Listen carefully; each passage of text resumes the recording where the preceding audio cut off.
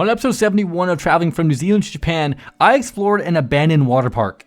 So years ago, Top Gear visited Vietnam and drove scooters along the Hai Von Pass, which is a stretch of road known for its endless beauty and sketchy driving conditions. And after it aired, it became a massive tourist attraction that inspired people like myself, as well as a random girl I met, because we decided to rent bikes and do it together, driving from Hoi An to the town of Hue.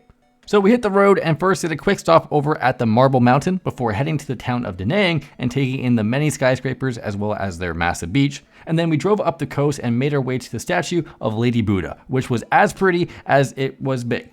And then we continued a bit further and took in the best coastal views I found in all of Vietnam.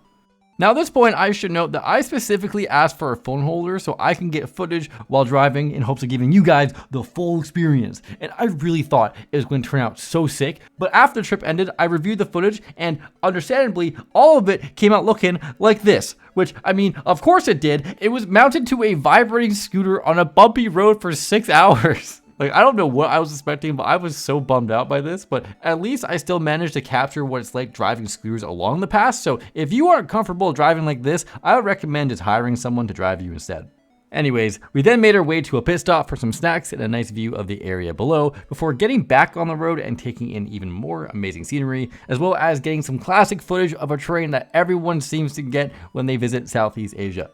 Now at this part of the trip, we were pretty hot and sweaty, so we stopped at a cute little pool to cool off and then headed to Tui Tien Lake, which is an abandoned water park just outside of Hue, which opened and closed in 2004. And aside from the badass Reagan, it also featured an aquarium, which was so eerie to explore, as well as old dilapidated slides and swimming pools. And as much as I loved exploring it, the only thing I could fixate on was the fact that there was definitely brain-eating amoeba in that water, and I did not want to fall in.